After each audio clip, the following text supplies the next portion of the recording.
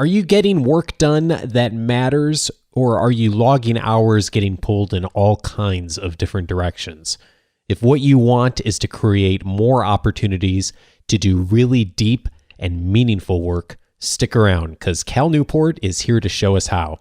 This is Coaching for Leaders, episode 233.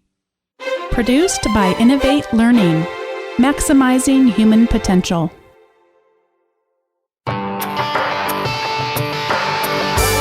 Greetings to you from Orange County, California. This is Coaching for Leaders, and I'm your host, Dave Stachowiak. Leaders aren't born, they're made.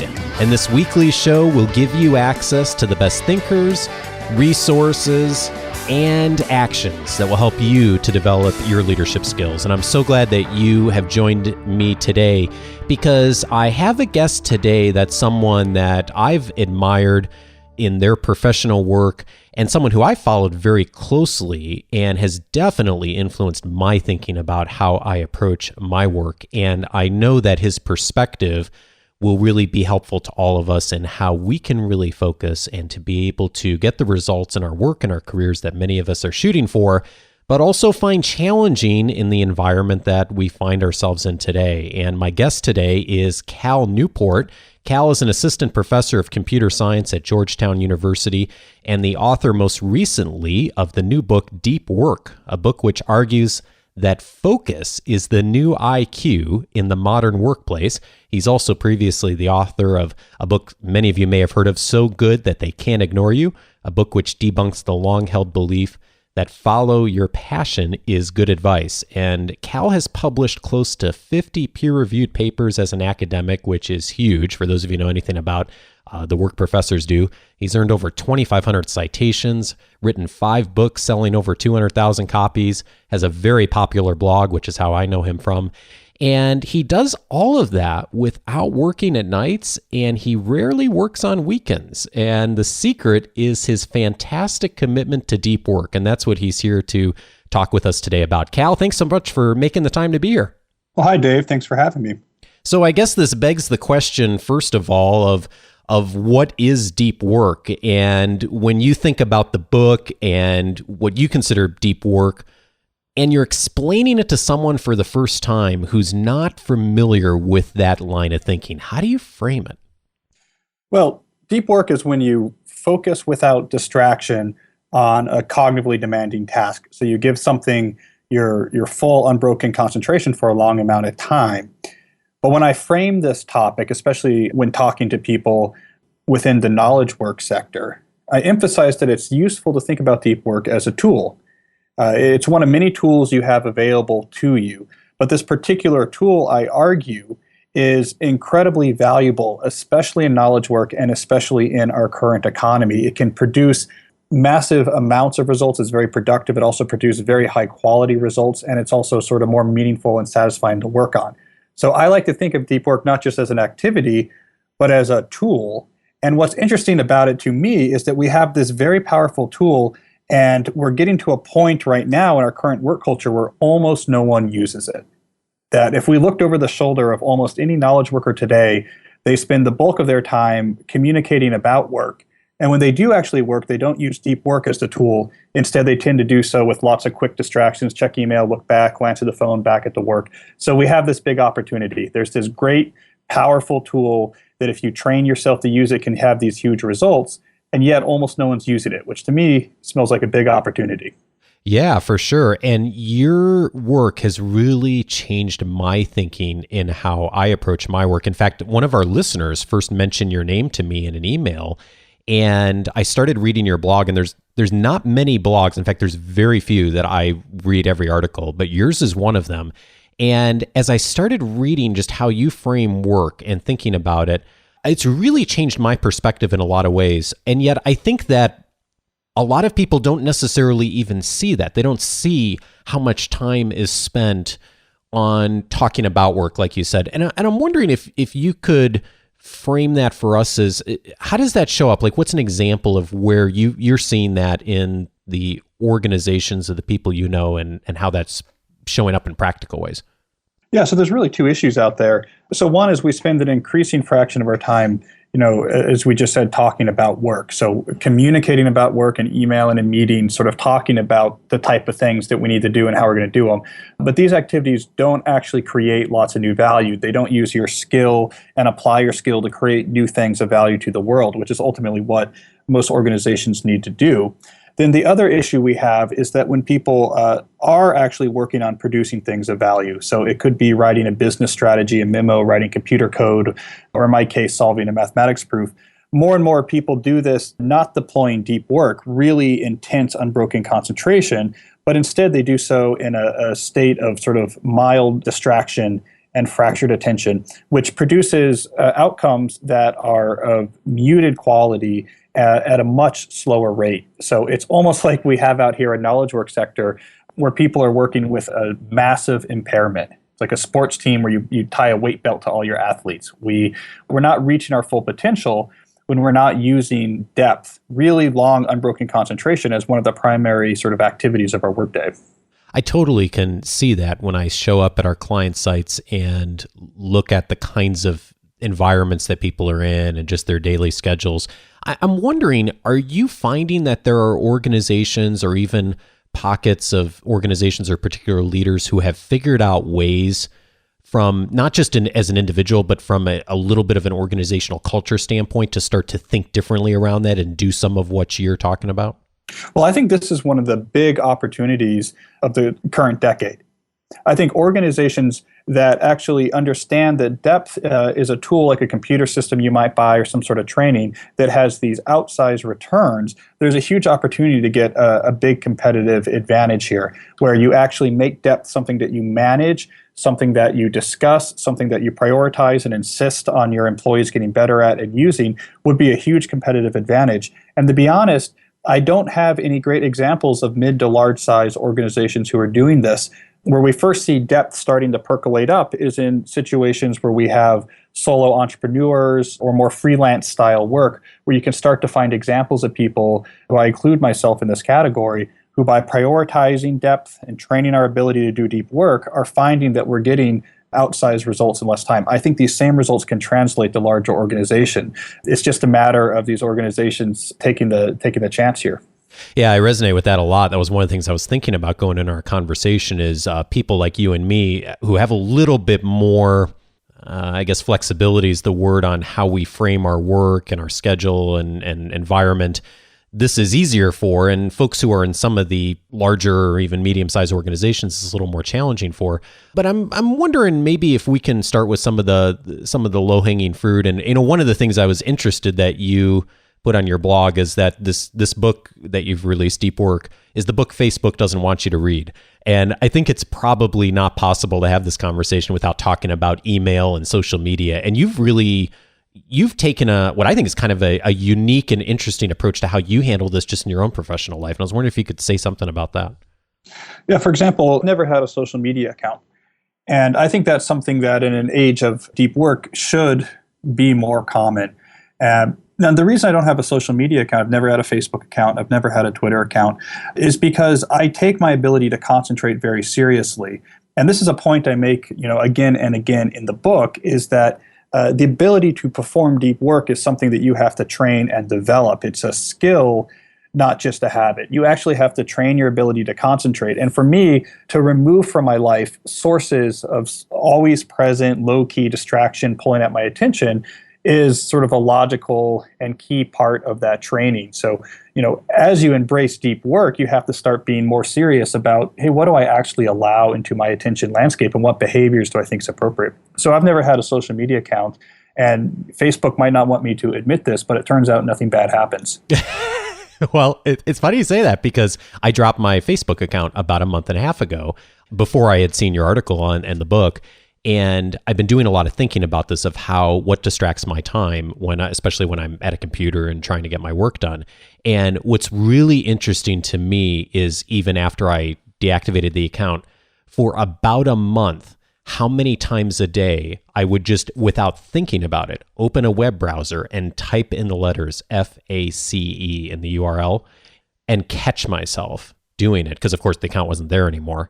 I realized wow, how much I must have been doing that on a daily basis even hourly basis. And I just wonder, like, that time and energy and all those things that go into that, of how much that vanished when I was trying to normally get work done.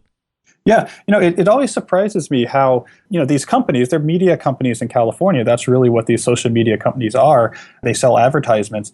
That they've somehow convinced our culture that of course they're necessary. And so the conversation is always, oh man, I use Facebook too much. I should probably cut back. But I mean, obviously I got to still use it. And I'm surprised that we don't hear more often just the common sense argument. Well, I don't know, if you're not 21 years old and need it to know where your friends are going to a party, you probably don't actually need it. And I think a big problem with a lot of these attention-stealing technologies is that we've adopted in the past decade or so what I call the any benefit mindset for tool adoption. And this is the mindset that, hey, if you can identify any possible benefit for using something or any possible thing you might miss out on, then that's justification to start using that tool or service. That's the mindset that leads people to sign up and use all of these different social media tools. If you ask them why, they'll have 2 or 3 things to give you, but often they're very sort of minor, not very large benefits. Like, well, there's this guy I know, my high school friends I can keep up with. And I really advocate for what I call the craftsman approach to tool selection, which is to acknowledge that, of course, every tool that could potentially grab some of your time and attention has some benefit. It wouldn't be out there for sale if it didn't have some benefit. But the only ones that you should really let into your life are the small number that you think are going to have a substantial positive impact on the things that are most important to you. And I think for a lot of knowledge workers, especially those who are highly skilled, a lot of these social media ads companies like Facebook or Twitter probably don't actually match that criteria. Well, one of the other things that I was really interested that you brought into this conversation on your blog is the value of boredom. And I was interested, you mentioned also Teddy Roosevelt and how he approached work, and he's one of my favorite characters from American history. Tell me more about Roosevelt and how does that play into boredom, and why should we be conscious of that? I also love Teddy Roosevelt. He's a good example for almost any topic, it seems. Whatever topic that comes up, there's probably something he did that makes him a great example. So you just read this one biography and you're set for many different things. Yeah, I one of the many things I admire about Teddy Roosevelt is that he was famous for the intensity with which he could concentrate. And we have stories going back to his days at Harvard and before and much after about how he could turn his focus of attention on a cognitively demanding task, be it his coursework in Harvard or his work on his first book, which was a book on the naval battles of the War of 1812 that was highly acclaimed, which he wrote while in law school and while in politics. He could turn his attention, and he had such intensity that he could accomplish very high quality things in a small amount of time, which of course is deep work. He was a master at deep work, and it explains a lot of his productivity. Now, how this connects to boredom is we can step back and say, all right, so what does it mean to embrace deep work? And I think something that's worth emphasizing is that I'm not making the sort of lukewarm claim here that, yeah, we should all be a little bit less distracted and maybe pay a little bit more attention to our work. Instead, I'm making the stronger claim that more people should make deep work sort of at the core of their working life. It's a relatively radical commitment for an organization or an individual to make. And there's 2 elements to that commitment. One, you actually have to train your mind. I call it cognitive calisthenics. You have to train your mind, your ability to concentrate like Teddy Roosevelt. If you don't practice, you won't be good at it. And then 2, you have to restructure your organization or restructure your personal productivity to make sure that you have regular time for depth, that time is protected, that you're doing everything you can to get the most out of those deep work sessions. So if we look at that first part, the cognitive calisthenics, one of the most important components of training your mind to be able to work like Teddy Roosevelt, to produce huge value in a small amount of time, is that you have to wean it off of its dependence on novel stimuli every time you feel a little bored. So even if outside of the workplace, we're only talking about outside of the workplace, you have a habit of every time you're a little bored, you look at your phone, take a quick glance at Facebook, you're essentially weakening your ability to concentrate and focus intensely. So that if you then put yourself into a situation where you really want to try to do Teddy Roosevelt style focus, you're not going to be able to do it. So one of the things you have to do here is wean your mind from that dependence. And the best way to do that is you just need many more opportunities in your life where you're just simply bored, where you don't have novel stimuli, you're in line, you're waiting at a restaurant, and instead of pulling out your phone, you just say, I'm going to be a little bored, I'm just going to be here. I'm going to be okay with it. That's actually like doing weight training for your brain's executive center. It helps you get better and better at not needing these stimuli, which means you'll be sharper and sharper when you try to focus during a deep work session. I saw a hilarious comment somewhere online earlier today. It was something to the framework of, I walked into Starbucks and I saw someone just sitting there drinking a cup of coffee like a psychopath. And I was thinking, that is awesome. Right. And they're probably going to be, a superstar in their field. They're probably some right. Roosevelt-style focus prodigy. But it is so, but as funny as that is, it's also kind of sad when you think about it. It is really odd to walk into somewhere like a Starbucks and see someone not on a device. I mean, the fact that that's strange, it should sound alarm bells. And it would be okay if the dominant industry in this country, let's say, was still maybe working in manufacturing, where it didn't really matter if you're able to concentrate really intensely to work your position on an assembly line. But the dominant industry in our country is, in an information economy, is knowledge work. It's literally, putting your mind and focusing on information and being able to transform it into more valuable information. So we're taking the exact skill that we apply to do our work, and we are significantly weakening it. But I don't want it to be sort of curmudgeonly, like I'm shaking my hand at distraction and distractions are bad. There's nothing that's intrinsically wrong about, say, Facebook or using your smartphone. To me, the story here is what's right about the opposite. So a life or an organization built around deep work is not appropriate for everyone. But for the people who embrace this skill and make it at the center of their life, or organizations that really integrate it, I just think it's this massive opportunity. It's like a performance-enhancing drug that you're allowed to take and no one else is doing.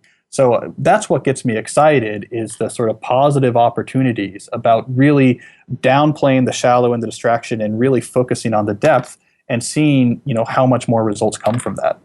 One of the other things you've mentioned on your blog many times is just how you structure things and are productive, and even how you think through your calendar. And you and a few others have really changed my thinking on this of really starting with creating what that ideal week should look like, with no other factors involved. Where should you be using your time?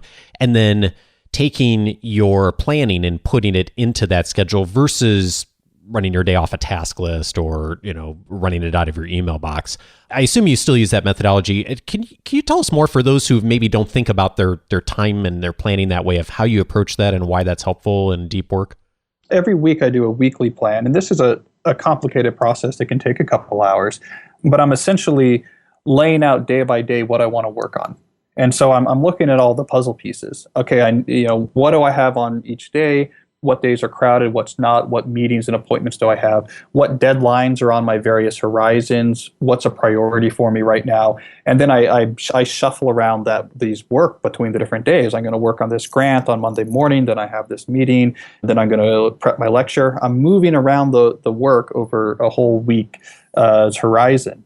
Small tasks, little things that need to be done, those are also being moved around, but they get pushed into big batches. So, okay, here I have 2 hours put aside where I'm going to take care of all these small things. And then maybe 2 days from there, I have some time where I'm going to take care of the emails that have built up in my inbox. So I'm working proactively to figure out how I want to use my time throughout the week, as opposed to working reactively and saying, what's due tomorrow, what's in my inbox. So because of that, I spend a lot less time actually, say, sending in and receiving emails, or it's easier for me to say no to meetings because I have a better sense of, no, that day is full. I can see what I need to do when. So it's very useful in that respect. But I think the key point about it is, once you start to prioritize deep work, this type of planning becomes very natural. Because once you prioritize deep work, the type of effort that you are going to naturally prioritize is really giving important value-producing things a lot of attention. That's what work will then mean to you. And the more shallow stuff, the communication about work, the email, the social media, that'll get more naturally sort of pushed to the periphery, batched together, and separated by more time. So this notion that you're going to plan your time and make sure that you have time in advance for the important things comes naturally once you shift your mindset to say it's really the deep stuff, the stuff I can give hard attention and really focus on. That's what work is. This other stuff is just support for work. And if I can minimize it and make it more efficient, then that's going to be all the better. Well, and that leads right to one of the other pieces of advice that's central in the book, which is draining the shallows. And I think that this is something that is a struggle for a lot of us, and especially those who do work in a larger organization, of how do you minimize, I don't think any of us will ever eliminate, but how do we minimize some of those other things that take us away from the focus, deep knowledge work that many of us are called to do? Cal, I'm curious, when you've worked with people who you found who have been able to had some good results with that, what have you found that they've done? Efforts that aren't deep work, a lot of them are important, as you say. We can't live in a cave and just think deeply. So we have to think, how do we integrate those into our work life? And really it's two things. One is you try to eliminate what you can, the stuff that's not really important. And then two, you try to be more efficient with the non-deep efforts that are sort of necessary for your job.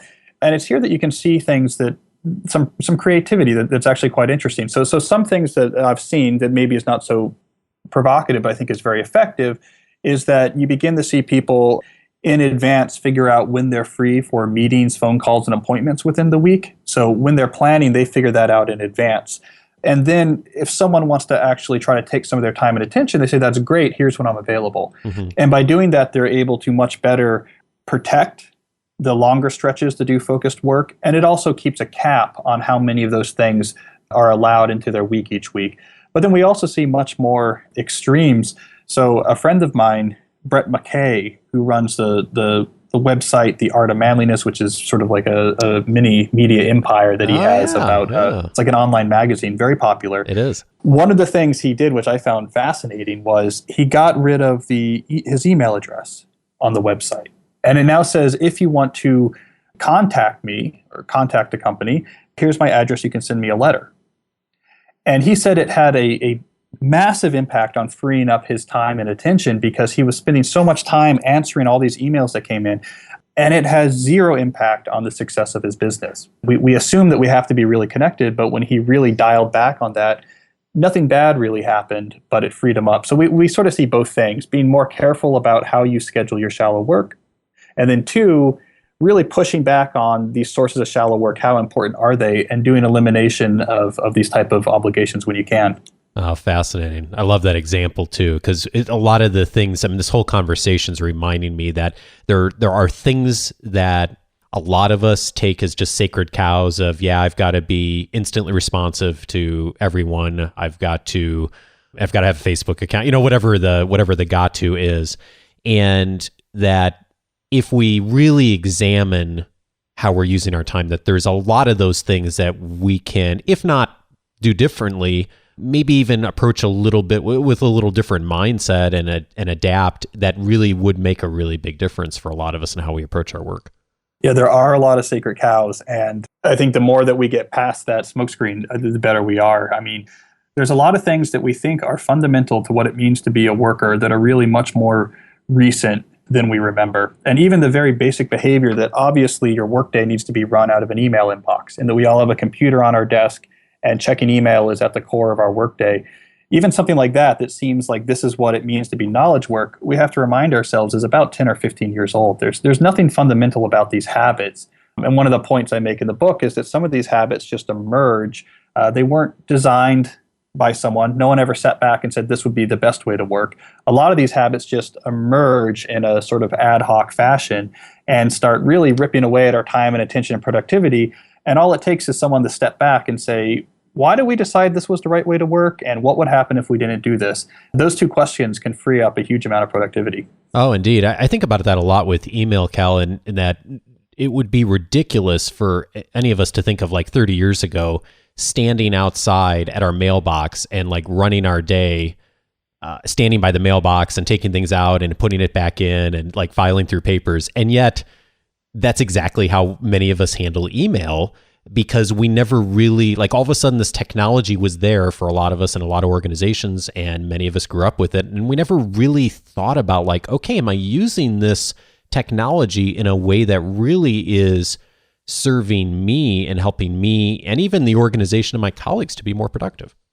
Yeah, there's this story that I find fascinating about IBM in the 1980s, the early 1980s. And it was written by, I heard the story from an engineer at IBM in the early 1980s who was tasked with helping them to deploy their first internal email system. Because it's a tech company, they wanted to be the head of the game on this. And he said they studied communication in the office. Like, all right, like how much are people sending memos back and forth and leaving notes? How much communication does our work require? And then they use that to provision the email server. They say, okay, so we assume that they'll probably use email instead of doing it the old-fashioned way. So we'll use the amount of communication we see in the office and use that to provision our email server. Well, within a week of deploying this, the use was so high that it melted down a $15 million mainframe. Oh, wow. And the takeaway I took from that story was, instead of people just doing the communication they needed for their work more conveniently, great, I don't have to send you a memo, I can send it on email. The presence of this technology completely changed the way people worked. And within a week, people were now sending way more communication than they ever actually thought was necessary for their job. And I don't think the case is that suddenly their work required a lot more communication to do well. I think just the presence of the tool changed them in a way that no one actually sat down and designed. And I think this type of thing is happening, especially with constant connectivity, email, among other types of habits, is that we forget that it wasn't a team of management consultants that sat down and said, this is going to maximize your profits. A lot of times, you just put the technology in front of us, and with no one really thinking about it, our behavior just bounces off each other. And a week later, suddenly we're spending all day sending emails or whatever the bad habit is. So to me, that's an arresting observation, because it means if you're running an organization, for example, you actually probably have way more flexibility than you might normally assume to change the way business is done. And a lot of these new ways might actually get you a lot more results. So glad you mentioned that, because there's so many people in our audience who are senior leaders in small and medium-sized businesses, and in many cases do have that influence, either directly or are very influential in the direction of how their organization handles work and communication. So I'm hoping this is getting people thinking that way. And Cal, I imagine as people are listening that there's a subset of my audience here who's like, yeah, I'm thinking this way already, and this is giving me good reminders on the path to keep going down. And then I'm also imagining there's people listening to this thinking like, wow, I never really even thought about some of these things. For the folks who are in that category, what's a starting point of, if you're just getting this around in your brain for the first time, of thinking about how I can work deeply, where would you advise that people begin in order to start making a little progress toward this in a small way? And my advice is, if you're new to trying to develop a deep work habit, that there's 3 general types of work or strategies involved in accomplishing this goal. So I recommend that you take one thing from each of these 3 categories to do right away to start down this path. So the first category is training your brain to be better at focus. So do one thing on a regular basis that's going to help you be able to focus better. And that could be as simple as putting your phone away after dinner when you get home, or using an internet blocker on the weekends. The second category is actually starting to protect and set aside regular time for deep work, and take one thing from that category. So for example, you might start scheduling maybe 5 hours a week on your calendar a week in advance, broken maybe in between 2 sessions, for deep work. So you just start to get in the habit of starting to protect some time for deep work. And then the third category is making some sort of move in your life that signals to yourself that you take the ability to focus seriously. And this is where you might, for example, quit a social media service that is really pulling on your time and attention and making you unhappy, or a similar type change that signals to yourself that you take the ability to focus seriously. So for an individual, if you do one thing from each of those 3 categories right away, you're going to be well on your way towards actually honing this ability. Cal, I really appreciate your perspective, and particularly since I know you do think so intentionally about your time and how you use it. I really value you taking time to share your wisdom with our audience. For those who may not be familiar with your blog, I was wondering if you could tell folks how to track you down. And then, of course, I want to make sure folks can hear about how to track down the new book too. Sure. So my blog is at calnewport.com, where I write a lot about deep work and habits to support it. And the new book is called, appropriately enough, Deep Work. And there I really make the case for why this is so valuable, and then really get into the details of how to put it into practice as an individual or organization. And you can find that bookstores and Amazon or through my website. And, to sort of wrap up all these points into one thing, I think focus is the new IQ, and that deep work is going to be one of the most valuable skills as our economy gets more competitive and more complex. So if you're one of the few individuals or organizations to step back and say, I know deep work is hard, but we're going to do the hard work to get really good at this, and to kind of put it at the core of our values, the magnitude of returns that can give you, I think, is almost unbounded. It really is sort of a superpower in some sense for the 21st century economy.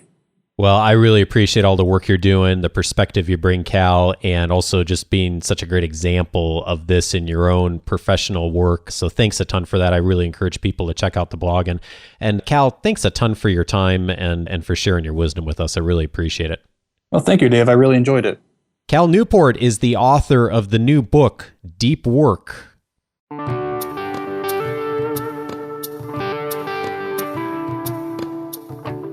Thank you again to Cal for his perspective and his wisdom on thinking about deep work really strategically.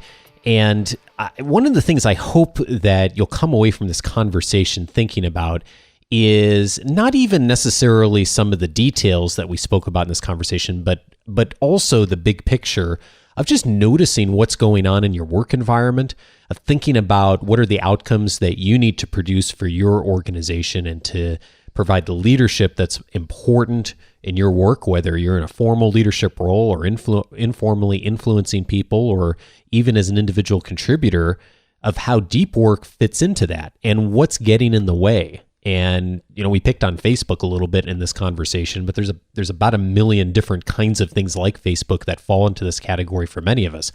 Just so happened that was the one I was starting to notice back a couple of months ago when I started thinking about my work, partially because of Cal's work, and thinking about how I can really zero in on deep work, and realize that I was spending, I don't know even how much time. I didn't ever time it, but I noticed I'd go to Facebook a couple times a day, and Facebook is masterful at having figured out for me at least what I should click on next. And all of a sudden, 20 minutes would go by, and I just wondered, well, what if I just got rid of that? And what if I just didn't have that distraction? And how would that change my work? And so I wonder if you approach your work week and your thinking around what's in your environment almost the same way, of starting to notice what's happening, of notice where those interruptions are, of notice what is getting you into the shallow zone of maybe not necessarily value added type work, and how can you take some of the strategies in this conversation and apply it. And I hope that you will. And if you find things that are valuable to you, I hope you'll share them with us.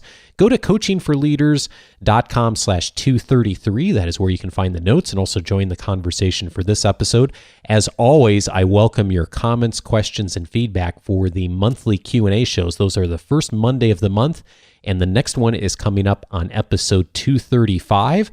The link to submit a question is coachingforleaders.com/feedback. And as always, if you receive the weekly leadership guide, you will get the notes for this episode and also my weekly leadership update in your email on Wednesday. So watch for that. If you're not already subscribed to the show, I hope you'll do so and get episodes every Monday. You can find the show on iTunes or whatever podcast app you're using to listen to this. And I mentioned a moment ago the weekly leadership guide. It is delivered to your inbox on Wednesdays and includes my thoughts and recommendations on the best articles, podcasts, videos, books, links, resources. I look for something different every week that will provide you with the ongoing thinking, challenge, strategy, resources, things that will help get you thinking about your leadership, and also a link, of course, to the weekly show notes. And when you join the weekly leadership guide, if you haven't already, you'll get instant access to my reader's guide that lists the 10 leadership books that will help you to get better results from others, with brief summaries from me on the value of each one of those books. It's an 11-page reader's guide and a 9-minute video of those recommendations. I hope you check that out and join at coachingforleaders.com/subscribe. And as always, an honor and a pleasure to talk with you each week. And I hope that you'll join me again next week for this ongoing conversation of how all of us can become more effective leaders through continuous development and constant improvement in our work. Have a great week, and I'll look forward to talking to you next week. Take care.